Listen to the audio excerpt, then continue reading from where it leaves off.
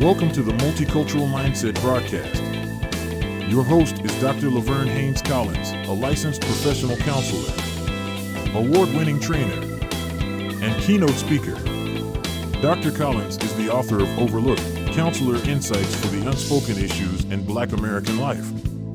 Dr. Collins has also been a featured monthly columnist in the American Counseling Association's Counseling Today magazine with her Honoring Diversity column. Now, here's Dr. Collins. Hello, and welcome back to the Multicultural Mindset.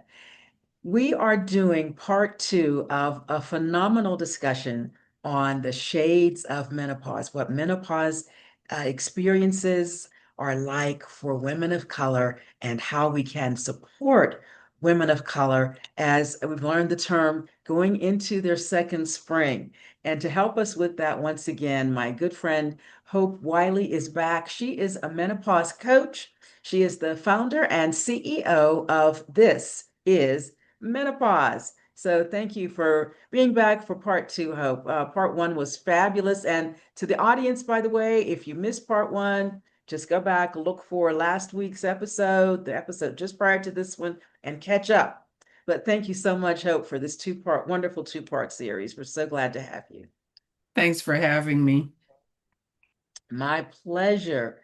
We have known each other for a long time, and we have both come into this season of our lives evolving socially, evolving relationally, culturally. And I want to speak about that in this part two, because menopause is not just physical. Menopause involves changes that are driven by culture, changes that impact relationships, the way we see ourselves in the world. And as you operate as a coach, tell us some of the things that you see going on that women need support for psychologically, relationally, culturally, socially in this period of life. Absolutely. My pleasure. And thank you again, Dr. Collins, for having me. As we approach this phase of life, oftentimes for women, we have been, especially women of color, we have been the backbone. We are the backbone of our society. We're the backbone of our homes. No matter where we are expected to endure. We are expected to be strong, and we're expected to always, as the wonderful Maya Angelou often said, still we rise, no matter what the situation. And we do. We rise to the occasion. However, with that is it's a huge burden. And I think as we approach this phase of life, we are not often given the latitude to even examine and accept where we are. We're expected to push forward, go through, do what you have to do, be strong. And it is very, very difficult for us to do that. Women in this phase of life, because of the physiological changes that we're encountering, the emotional impact of menopause, the mental impact of menopause, need support, lots of it. However, we are often incapable of asking for it because we're not supposed to be weak. We're not supposed to be needy. And from a mental health perspective, we need to have support in perimenopause and menopause, because it's not just a physical thing. As I mentioned, it's emotional, it's social. At this stage of life, we are even shifting identity, because we are seeing ourselves and trying to embrace the fact that we're no longer the 25 or the 30-year-old, but we're moving into a different phase. We're physiologically changing. And so working through and accepting that is critical, and we need help in order to do that. That's a lot to unpack. That's a lot to unpack. What comes to mind for me, Hope, is that women who are in the perimenopause, menopausal, postmenopausal stages of life right now are baby boomers. And this is the largest generational cohort on the face of the planet, right? So a lot of things, uh, from a marketing perspective, a corporate sales perspective, trends have followed baby boomers. Whatever season of life baby boomers are in, that's where they throw their advertising dollars, right? Mhm. I think about statements that we make, like, and I've used them myself, like 60 is the new 40. Mhm. Forever, we're the forever young generation. Are we as women, and especially Black women, do you find that we try to hold on to prior seasons rather than psychologically and emotionally embrace and accept this season of life? Or is it healthy? Is it a good thing to take the forever young route and lean into all of the ways in which we try to keep ourselves younger? I know it's a matter of personal opinion, but what do you see women doing, and what's your take on that? I see both. I see some women who lean into the idea that they're old. I was talking with a couple of friends, college friends just yesterday, and we were talking about no, no, no, we're gonna fight it until we can't fight it anymore. But then you have women who just kind of just accept and you say, well, gosh, you're 60, I'm 60, but you see that they're just leaning into the idea that they are now old. Mhm. And it's a personal choice. I have a 7-year-old granddaughter, as you know, and I remember before she was born, someone gave me a book called Funny, You Don't Look Like a Grandmother. And that's the name of the book.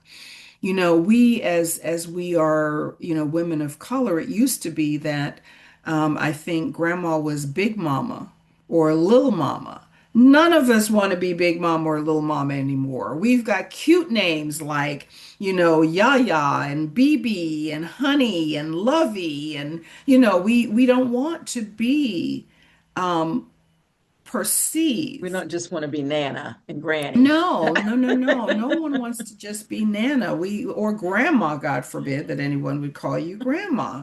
So I think many women and women of color are beginning to embrace the fact that this really is a blossoming into another stage of life.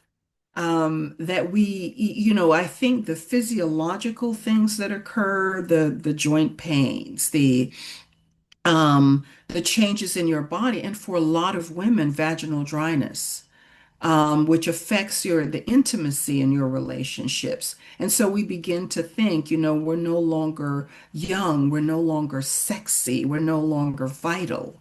And that's a message I try to get across, which is why it's so important for us to build community around menopause so Mhm. that women recognize that they're not alone, because we never talked about it.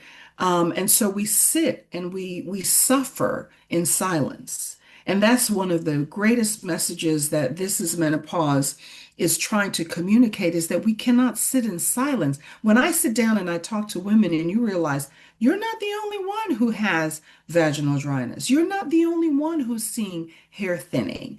And you start talking about it. And then you come up with ideas and thoughts and you generate, and it's generative. Something that's generative is the second spring. It's growth, it's blooming. And so we need more of that. Mhm. That's good. That's good. And I still love that second spring metaphor. Do you find that women come to you? Do they come to This Is Menopause because they don't know what's happening, or they don't know how to respond to what's happening, or I both? think initially, they come not really knowing what's happening with their bodies.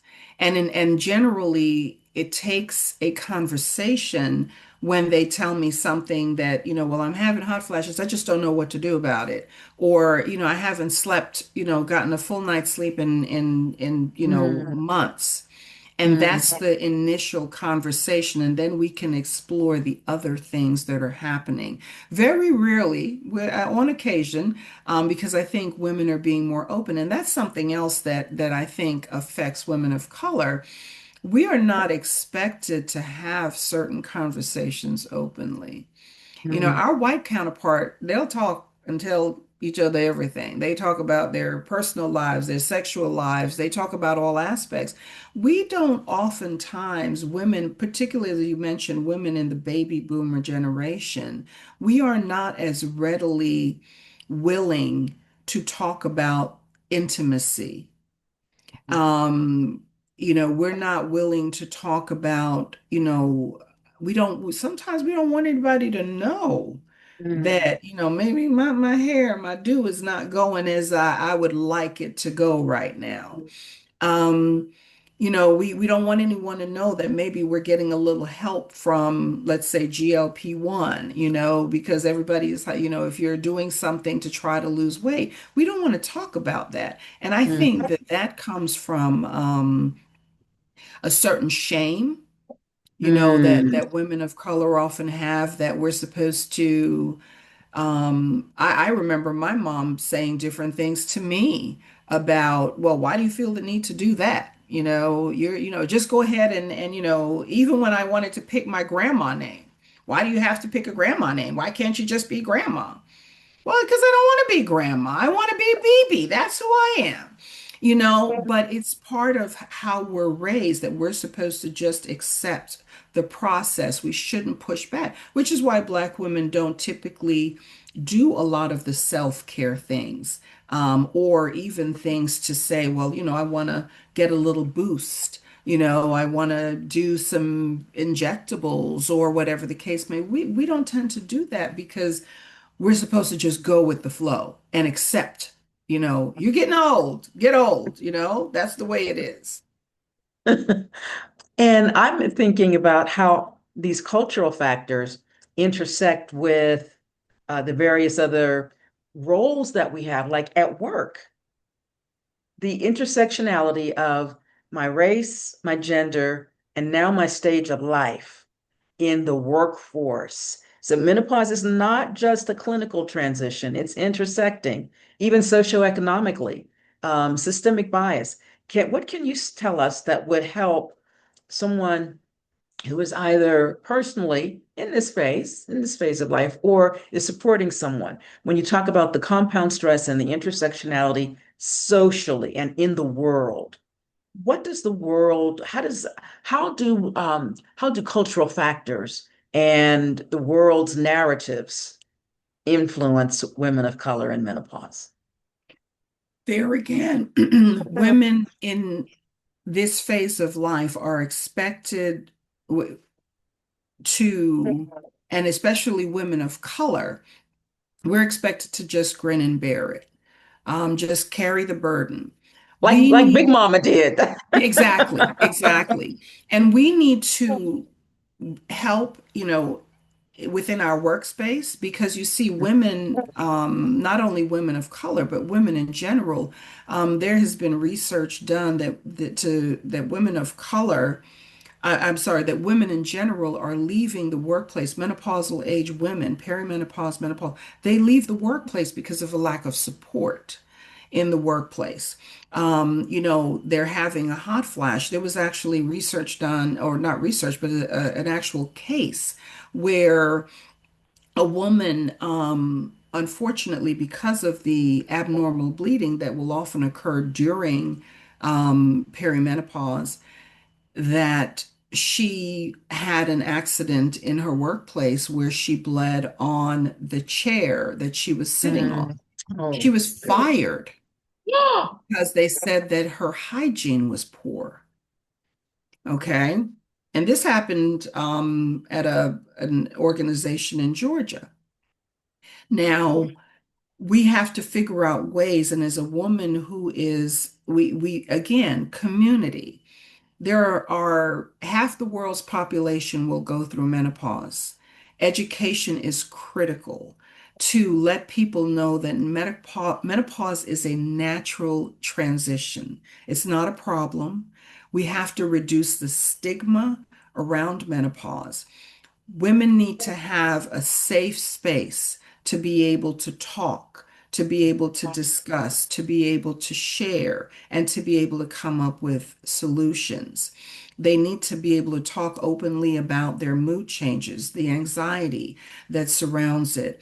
Um, you And you know, that I, provide space for that. Tell us about the yes, space that you provide for that. I'm sorry. Tell us about the space, the opportunities that you provide for Well, that kind of one community. of the things that I've done recently, as part of as I was building This.Is.Menopause, is I recognized that women do need to have a safe space. And so I have the marvelous Mature Hotties retreats.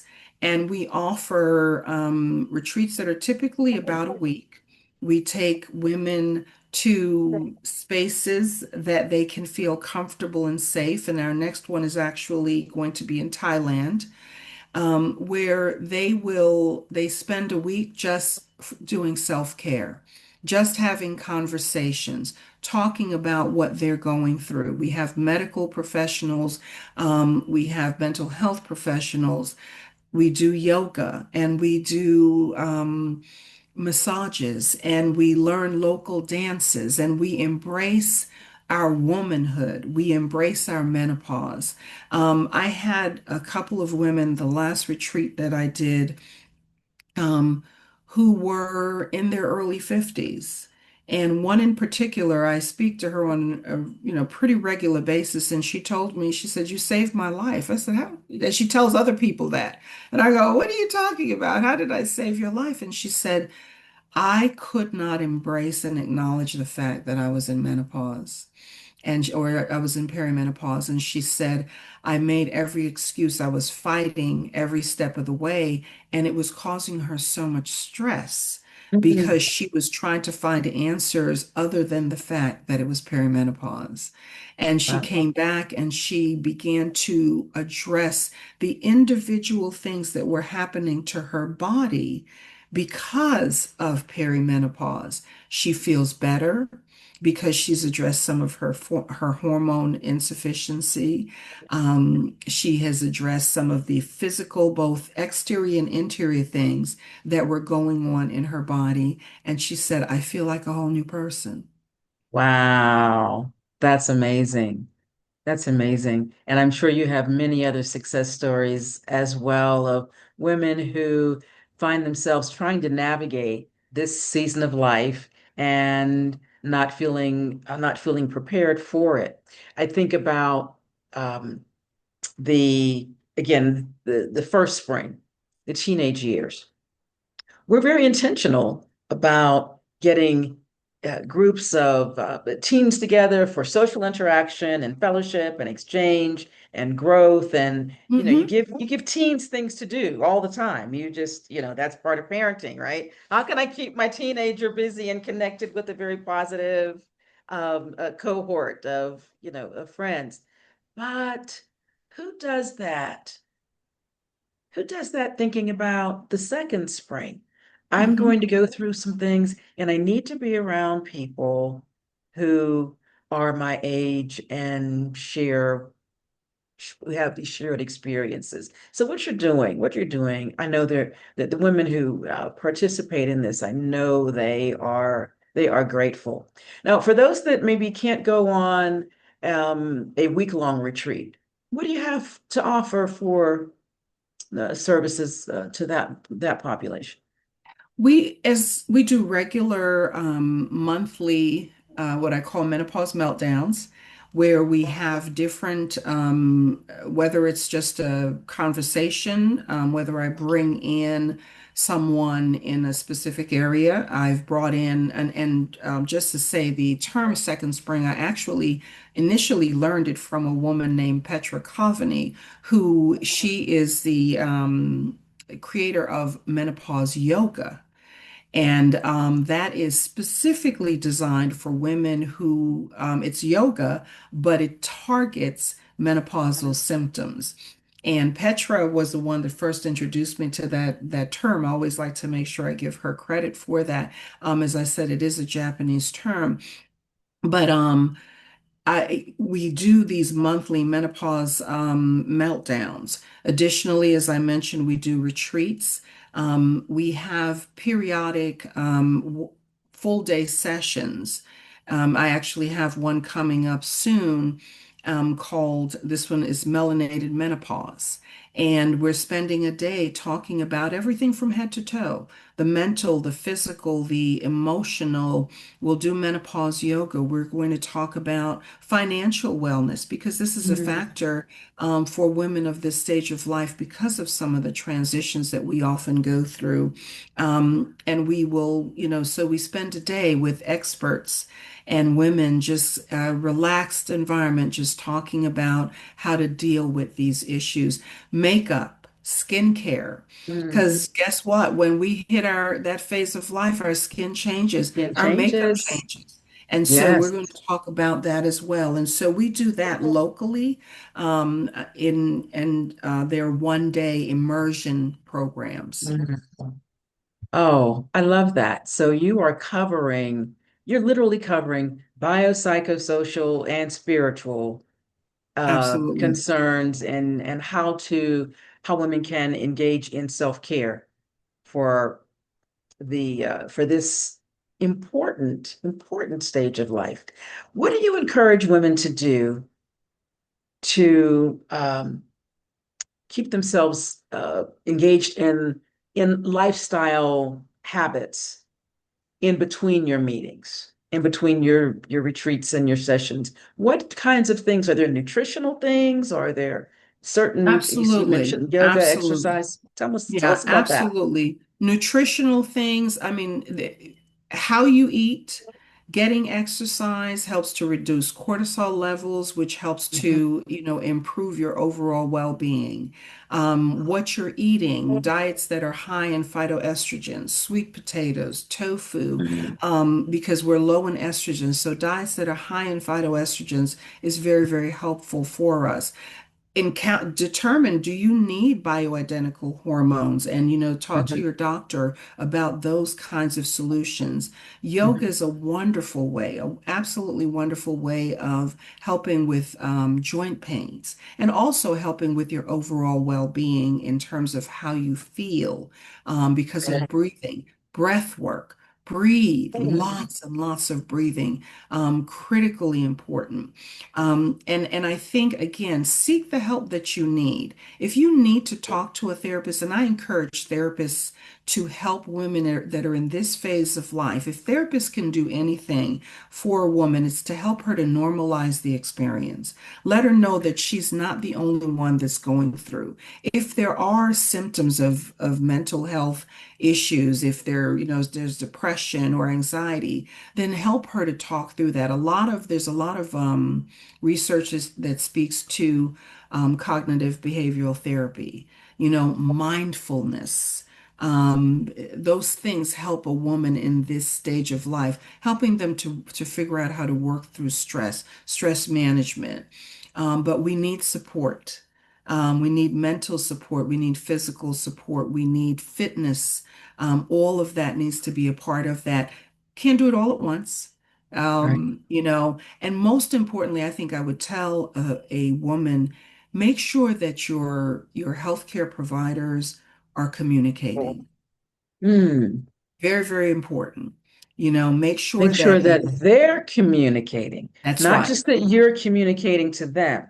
That's right. That's right. Make sure that when you need to build a team of collaborative healthcare providers. So if you Mm. have a therapist and you have your gynecologist or whomever it is that's taking care of you, your primary care provider, do the best you can to connect them. Let Mhm. them set up a call so that you could be treated holistically because we treat in a vacuum. And we Especially do in Black communities, right? absolutely, absolutely. So we need holistic care. Yeah. And that's absolutely the best thing that we can do. And to figure out ways that we can cope with what's going on in our life. Yeah. Yeah. Um, Culturally, I have found that many people of color, understandably so, do not trust medical providers. And we know that Black women were uh, involuntarily used in gynecological experiments. And we know that there's a history for men and women of color of having their bodies exploited and abused. So there tends to be there's often a reluctance to go to a doctor. There's reluctance to engage in prescription-based care. There's often a distrust, and there's often an understandable fear of a doctor not believing you, Hmm. Hmm. doctor not trusting that you know your body. And that's one reason why we have so many maternal health problems that unfortunately take women's lives unnecessarily. Women are Right. speaking about what's going on with their bodies, and doctors don't believe them. How can a woman advocate for herself? I hear that you're saying that make sure your doctors communicate to you, but I was just talking to a woman, and I actually was giving her the language to use with the physicians so Hmm. that she could be clear. How do we encourage women not to look at the authority of an MD as as if because of their degree they know your body better than you do? Absolutely. There is first and foremost, there's the organization, the Menopause Society. They have a list of physicians and healthcare providers that are trained in menopause, that have taken the time. They actually have a certification that they offer for healthcare providers to learn about menopause specifically so that they can treat accordingly. So I would suggest that if you are having a difficult time with menopause, with your physician not understanding, and I don't want to be um, in any way uh, minimize the role that a physician will play, but I think it's critical that you take care of your own health. Yeah. And so, my suggestion would be for every woman, first and foremost, to arm yourself with the information about menopause so that you can identify for the doctor when the doctor says to you, oh, well, that's just this, that's just depression, that's just anxiety. You can have an intelligent conversation with the doctor and say, well, yes, I am feeling this. However, I am Mhm. also experiencing this and this and this and this. And I Mhm. believe this could be perimenopause. And let's talk about it on that level. Mhm. Mhm. Um, Unfortunately, a lot of male physicians, I'm not suggesting none, but a lot of male physicians may not fully understand it because they don't experience it themselves. But I would also say there are a lot of female physicians. I've talked to clients who've gone to women. They went to a woman who was in a menopausal age range, thinking that they would get better support, and they did not. Mm. Um, as I mentioned, at the very beginning of our last conversation, my friend who went to the doctor, that was a Black female physician who told her, oh, you're not in menopause. So the best thing that we can do is own our bodies and Yes. own our information and make Yes. sure we understand what we're going through so we can have a conversation and we're not told what we're Yes. going through, that we're Mm. not told this is what you're having. No, no, and push back. Stand your ground because this is your life, this is your body, and no one knows it better than you. Yeah. Yeah. Use your voice is what I hear you Yeah, saying. yeah, Use absolutely. your voice. Use your Arm voice. yourself with the information and use your Your voice. voice. Yeah. We as people of color have been in positions treated socially as second-class citizens, as sometimes I think as we take in all these negative, subtle messages and portrayals of blackness or brownness that come from, say, entertainment, mainstream media, news networks, et cetera. Even from right now, even unfortunately from the politicians. But we have to overcome any sense of internalized devaluation, Hmm. as if our voices don't count, or as if we almost fear that we won't be believed. And I believe that is much more cultural than anything else. Like in one of my podcasts, I asked the question: if you are a white person, when's the last time you had anxiety about going to the doctor because you didn't think the doctor would believe you on account of your race? Hmm. No, Never. no, it's not a factor. It's No. not a factor. Hmm. If a doctor doesn't believe you and you have given him or her all the information to the best of your ability, I say find another doctor. Absolutely. Absolutely. If your therapist doesn't believe you, if your therapist is minimizing or invalidating, it becomes very easy for you to then say, well, they said I'm okay. Yeah, you can. Yeah, you might be okay, but it might be time to change providers Hmm. because you should be validated. You should feel like you are heard, like you are trusted. And That's this right. is, it's one thing for you to trust your provider, but your provider needs to show trust in you. Absolutely. Absolutely. As women of color, I think sometimes we put all the trust in one direction. We're supposed to trust them. And we disregard whenever we get signs that they don't trust us. That's right. And there's probably no season of life when you are prone to be, as a Black woman, more misunderstood than in this menopausal season. Absolutely. You used a very important, the two words, internalized evaluation. And unfortunately, menopause, we suffer from internalized evaluation just because we are in this phase of life and we don't think we are important anymore.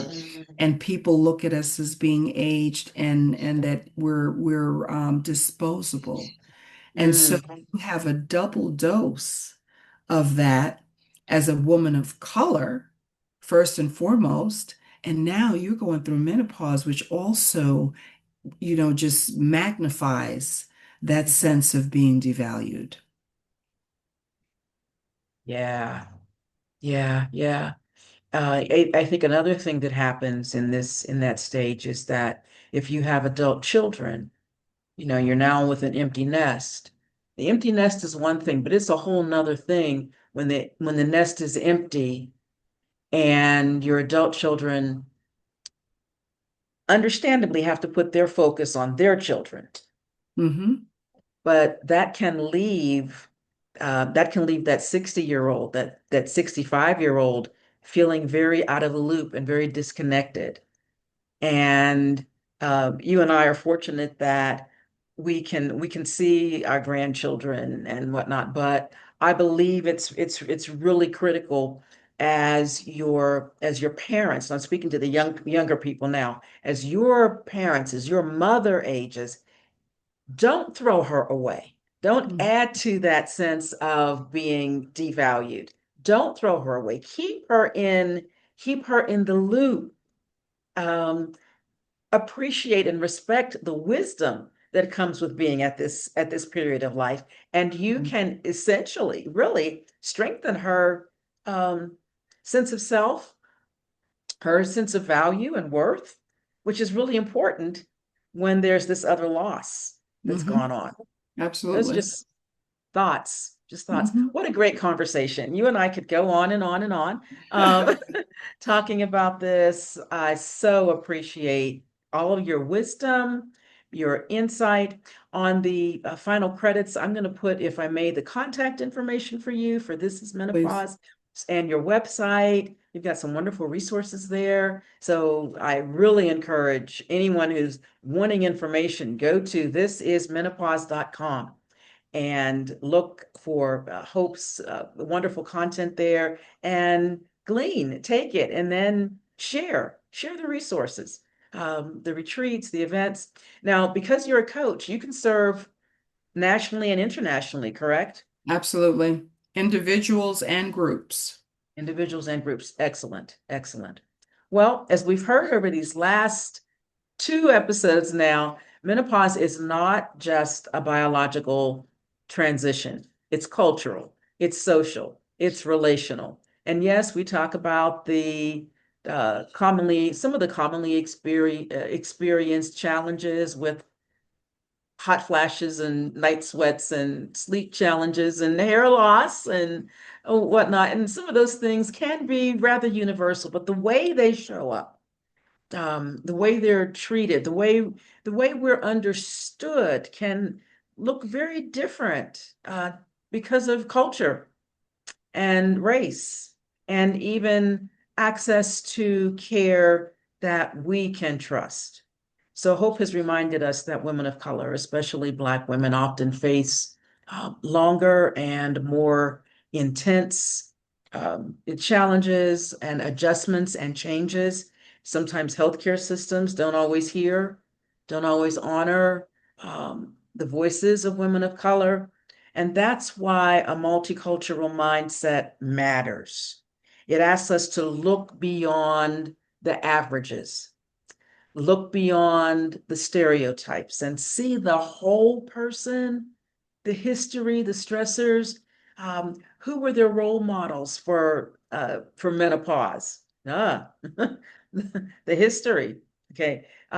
What have they learned about what it means to be resilient? What have they learned about meeting their needs? Those are all things that are impacted by culture. We've just touched the tip of the iceberg today, but we hopefully have whet your appetite that you would be open to some self-study and open to getting in touch with Hope Whylie at This Is Menopause.